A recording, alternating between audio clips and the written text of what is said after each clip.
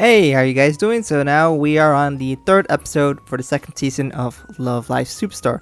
If you're curious, where can I watch this? You can always go watch it through Crunchyroll. It will be a day late and you'll need a premium subscription. That's just how it rolls. But that is the main official source that you can watch for most people. There are a few other sites. I think there's like Disney Plus has some Love Live Superstar and such. But that is the main source to watch it. Of course, if you want to watch a day of NHK subscription, that's how you watch it. Or you can go to less official sources or using torrents. And of course, as usual, after this video, you can go and participate in this poll where you can rank the girls from 1 through 9 based on how you felt about these girls. So we'll have to see who these rankings are for these girls after I close the poll, which will be on Thursday. So we'll see how the girls evolve over time. So we're jumping into the third episode. Of course, the big question was, who was that girl that showed up at the end? What does she have? What will she bring in the game? Is she the rival? Not. That's at least my guess. Is she just an arrival and she's going to show up and perform and dazzle the girls? We've seen this many times before. But let's go ahead and jump into the episode. So the episode starts and we have Kinoko, of course, is struggling a little bit, but she's doing better in performances. And the girls stop right here, which of course we remember this is where Tiny Stars happened in season 1 for these girls when they performed. And they have announced that they've been invited to the Yoyogi School Idol Festival, where they're going to be the closing act and perform there. Of course, the notable thing is they say Sunny Passion won't be performing because they have some other obligation they want to do, which is to their own school festival concert. So these girls have an opening to win, so of course they'll be interested in performing. These girls, the Sunny Passion, they said it's their last year, so they wanted to focus on that. And of course, they also want to try to win back-to-back for Love Live, which they said never has happened. So keep in mind that applies to Muse and Aqua. They never won back-to-back. So I found that kind of interesting that they mentioned that. So then we see Kinoko, who's running early on, and you can see that she has really improved in her endurance. And these girls receive a letter saying that they are being cheered on by this girl. Who could this girl be? Obviously, it's May. She did the cat. And if some of you guys know, that's kind of her symbol.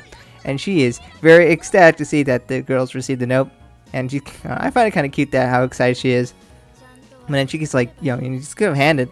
But May's like, no, there's no way that's better. And I love how she just gives her like the bruh face. So then these girls are then discussing. But the important thing is that once Chisato leaves, guess who shows up?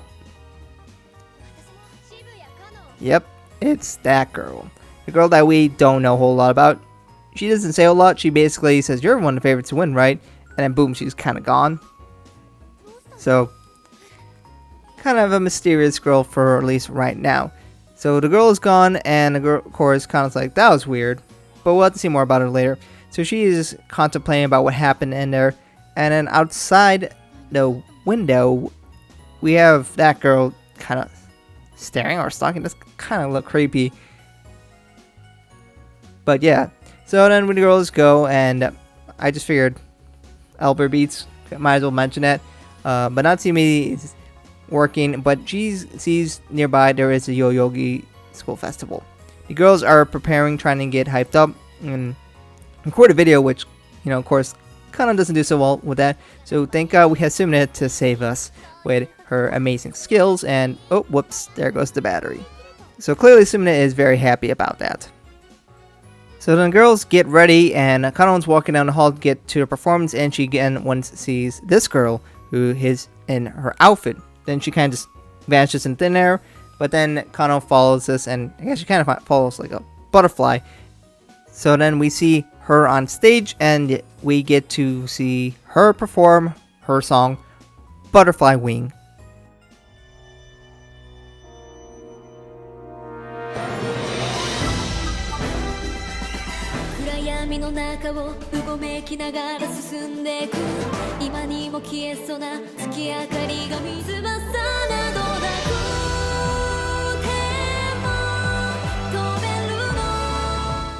So I'm going to start with the obvious. It's very flashy. It looks really nice. A lot of lights and cool stuff. The gears being shown, I don't know, we kind of really recently did that with Chideko with Emotion. So that aesthetic is not very unique, I would say. But it still looks very good. Her outfit looks very good. She's got some great choreography. Not that I know a lot about it, but it looks very flashy and looks very nice. As for the song itself, I mean, like, I kind of like it, but the thing that it just really kind of bugs me, like, it feels like it's an orchestral piece, or rather, it kind of is, and it's an intense one. Like, I feel like when you play an intense moment in, like, a movie or something for a soundtrack, but it doesn't really feel like a song that should have lyrics with it. But that's what they did. So I don't know, it just feels a little out of place, especially compared to a bunch of other songs. It just doesn't feel like some kind of idol song or someone would sing with it.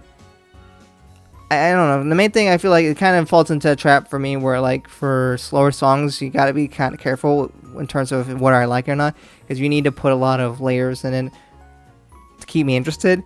And it's almost there. I mean, the chorus part, that's definitely a lot more interesting, and I feel like that's where it really shows its potential. But before that, I feel like it's okay. So I don't know. Still like it, but it's not my favorite song out there. But it does look really flashy, so I'll definitely give it props for that. So then, Layla's chorus a little moping around because they end up getting an honorable mention. So I guess maybe second place or whatever, how many that is. So they chorus lost to this girl. And who is this girl? Well, so actually, interesting enough, she's in her third year of middle school. So she's 1 year below first year. So throwing the speculation, oh, is she going to do it next year or whatnot? But her name is, what they said, Margaret Wien. I think it's technically, if you kind of translate, Vienna Margaret. But so they lost to her, and of course, they're not very happy about it. But then she comes and does a flashlight and tries to talk to Kano. And it's like, so you're the best out there? Well, I guess Love Live won't be that interesting if you're the best to show up there. So she kind of just sasses almost. Or rather, she's really cocky about how good she is. So then the next day, the girls get celebrated by the rest of the girls in the school for getting second place or honorable mention. And, you know, these girls weren't so happy about it, but the rest of the school is pretty happy because that's an accomplishment, and these girls haven't, as a school, hasn't won much. So then the girls decide, you know what, we're going to do a concert, show appreciation, and then of course Mei is very excited and wants to get to the front, and she finds Shiki, who saves a spot for her.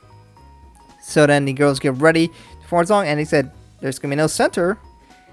They're all the center. Come on, man, what is this? That's so corny.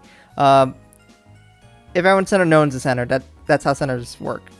But anyways, the girls get ready to perform their song.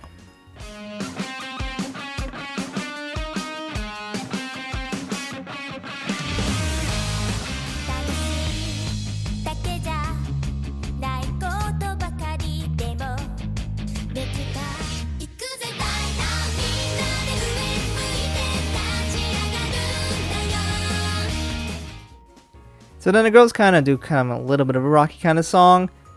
Nobody Girls may be the closest thing I could think of that will be similar to this kind of thing. And I think it's an okay song. Nothing that really wowed me. But the girls go dance around, and they had those inflatable things, whatever you call those. Whatever, you often see them in, like, car sales or whatever. I just found that a little odd and goofy that they put that in there. But okay, sure. But anyways, that was their song, and then Mei is crying. What the heck? So she thinks they're the best thing ever, so that's good for her. So the girls are happy and excited for the future. For the preview, we get to see a little bit of episode 4. It's called The Two in the Science Room. So the Two in the Science Room would also be Shiki and Mei. We have Shiki the scientist. Mei is also the best friends with her. So we get to see Shiki, who looks like she's clearly with the rest of Lil and in exercise clothes. So it looks like she will be joining with Mei in the next episode. And, you know, if those two screenshots don't say that, then I don't know what will. But I'm assuming that's what it means. These two are going to join together. So look forward to that. Last but not least, we have the Leila no Uta. This one is Kuka's version. I'm assuming the other one's going to be Sumne for many obvious reasons. But, you know, they have their colors blue and green. So, yeah. So without further ado, let's go ahead and listen to the Leila no Uta.